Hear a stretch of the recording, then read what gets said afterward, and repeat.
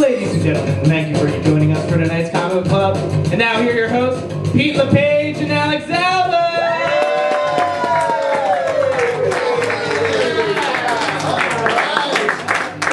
Everybody finally dropped the dead weight. Yeah! I'm Alex. I am Pete. And that's our man of the booth band. Thank you guys so much for coming to the show. If you've never been here before, usually there are 3 hosts to the show, including one, Mr. Justin Tyler. Unfortunately, he is in Alaska this week.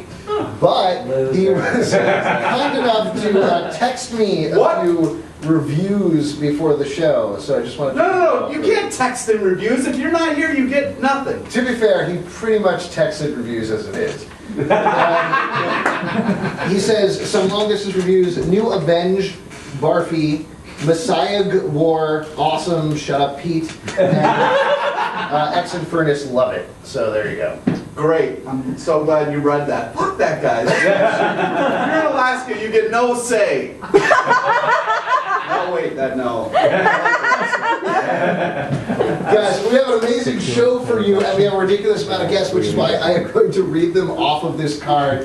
So let's bring them out there. All Marvel assistant editors, ladies and gentlemen, Alejandro Arbona, Tom Brennan, Daniel Ketchum, Lauren Sankovich, and Jordan White.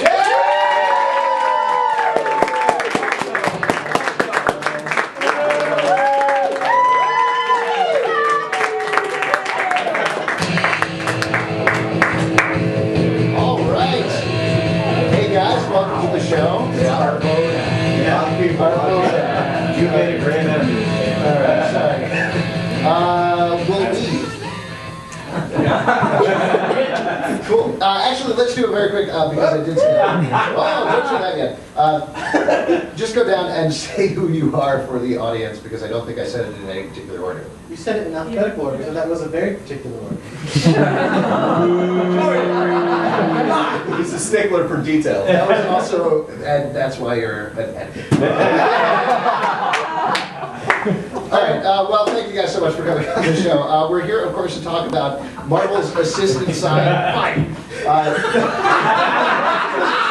It's your idea for us to say the name. Say your name. Go. My name is Jordan D. White. I'm Lauren Sankovich. Daniel Ketchum. Hi, I'm Tom Brennan. And I'm Alejandro Arbona. Alejandro. I'm sorry, I didn't say it that way. We are here to talk about Marvel's System-Sized Spectacular, the first issue of which comes out tomorrow, right, guys? Awesome. So now let's go to that first image. All right. Yay! It's all them. Of course, from the book. Tell us about your best. Yeah, start. All right. It is a book in which the assistant editors get to edit their own projects. It is harkening back to Assistant Editors Month, which was back in the 80s. Aves. Yes. They only had 1 month, and it was in the 80s. First off, let me 70 say, years of both. let me say congratulations. You guys are in a comic book. That is awesome. So how does this feel for you guys working behind the scenes so much to finally end up on the page? Yeah. Sure. I've done this already. Just wanted to show a better picture. Yeah, no. How does it feel for you guys? It's pretty exciting. I mean, it's not, you work in comics, you slave over them every day. You have your blood, sweat, and tears that you pour into, most of your books, and What's the most? all of your books. Okay, all right. It's really rewarding at the end of the day to get to work on a project like this that's kind of so different from what most of the rest of us work on all the time, and to kind of get yourself, not only yourself but your personality and your face thrown into this book. And while it's a little exaggerated maybe in places, it's not.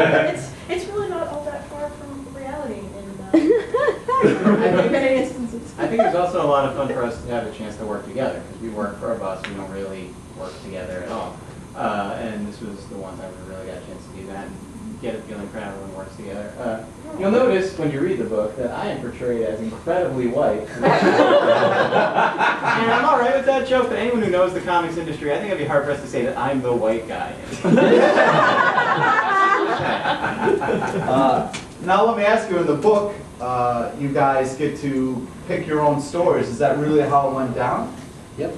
Pretty much. And I think for me that was the coolest part. Like, this is cool being in the comic, but for me the neatest thing was actually seeing what each of the other assistant editors would do, because this was the first chance for each of us to kind of really just take 9 pages and do whatever we wanted. Well, for the most part, And so it was really neat to kind of see, well, what kind of story is Alejandro gonna put together, and Jordan, of course, it was really cool to see him introduce his own new character, into the Marvel universe, and so for me, it was really cool.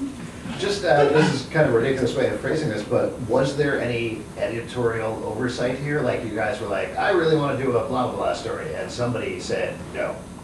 No, of course not. Which is why in issue 2 we bring Captain America back to life. Yeah. Man married again. Yeah, absolutely. It's a good book now. Just sold 1,000 copies. Well, let's talk about the exaggerations a little bit. So each of you have kind of a very broad character going on. What is each of your characters for those people who haven't read the book, which is everybody except for us? Because it comes out tomorrow. Right. Yeah. Well, I am portrayed as the comic geek of the. Totally inaccurate. Yeah. Where's the exaggeration? Were you heckled by your own wife? Because I think I probably read more comics than anybody else here in the world. Well, no, you guys. Yeah, we only do that because we have to. Well, apparently I don't have to, but I do. Yeah. Lauren, what about that? Well, I'm portrayed as kind of the girl that. I'm really comics, oh my god! If you want to know why that's fun.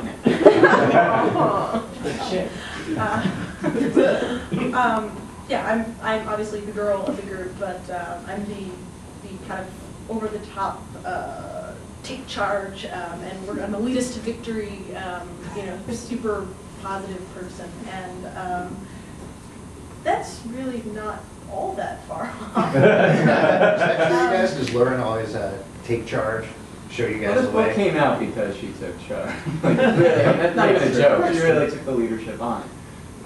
It's difficult doing something like this, larger. There's 6 of us working on it. One who is not with us tonight. But obviously, those of you who have 2 minutes. Is he the one who's in the coma? No, he's the one who's the bald guy. Yeah. Mississippi State. Okay. But who's in the coma?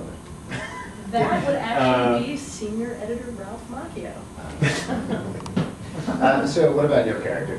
I was supposed to be like the organized, neat freak, upbeat guy to Nate's disgruntled, kind of messy, laissez-faire editor. But I don't know what he says. But I just turned out really Asian. That was the interpretation of that. And even Chris Iliopoulos and I would be on the phone. Chris Iliopoulos was the writer for the assistant editor scenes, and we'd be talking about, Jacob made me really Asian. There's one particular scene that I always cite, and there was even a joke that went around today, where all the assistant editors, the script says that we're in the restroom eating our lunches because that's the only place we can find to congregate, which is partially true at Marvel. But we're all supposed to be eating lunches, and so we're all in there, Alejandro's got a sandwich and Jordan's got a sandwich, and I've got a bowl of chopsticks. It also, to be fair, perpetuate the stereotype that white guys only eat sandwiches. That is true. So, Cool. Let's hear about your character. I think Jacob did a really good job here. I actually do own that jacket, but he made the lapels a little wider. Totally over it. But that does actually happen to me in real life all the time, so it's not really much of an exaggeration. You break walls with your head.